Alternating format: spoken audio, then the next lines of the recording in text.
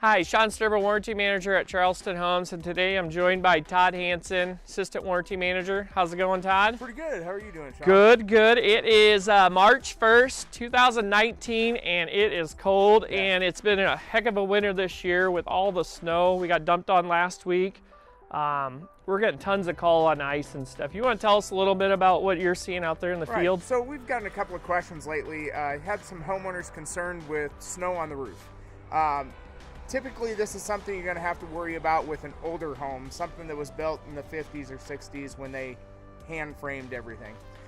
With the way our construction practices are now, we use roof trusses, and they're actually designed for a snow load themselves.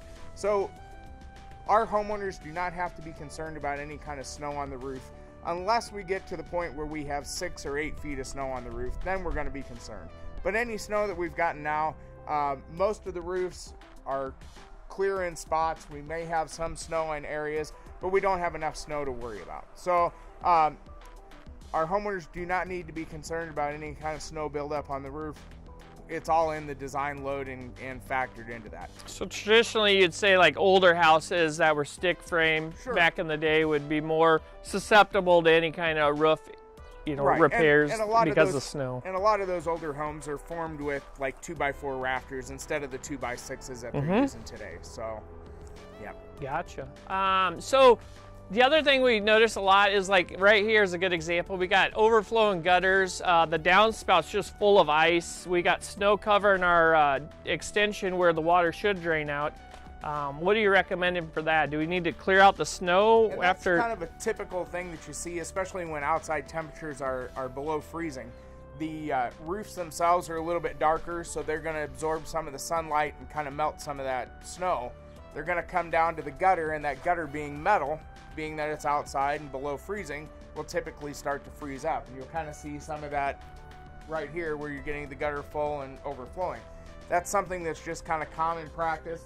If you have an area like this where you're kind of over the front porch, one thing we can recommend to you is you can use some heat tape and put in the gutter that will actually kind of melt that ice.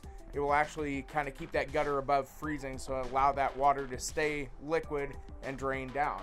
The only problem you've got, like Sean had mentioned earlier, is if your gutter end is all plugged up, it can't flow out. So it is important to keep the end of the gutters clear to try to get that water away from the foundation and away from the house. Because what we're seeing is the end of it's filled up, and so then it's actually draining backwards towards the house, or like in this case, it's all coming across the walkway, making it a hazard for everyone coming to and from your home. Very true. And then while we're here, we just want to touch on, there's ice in snow-packed areas.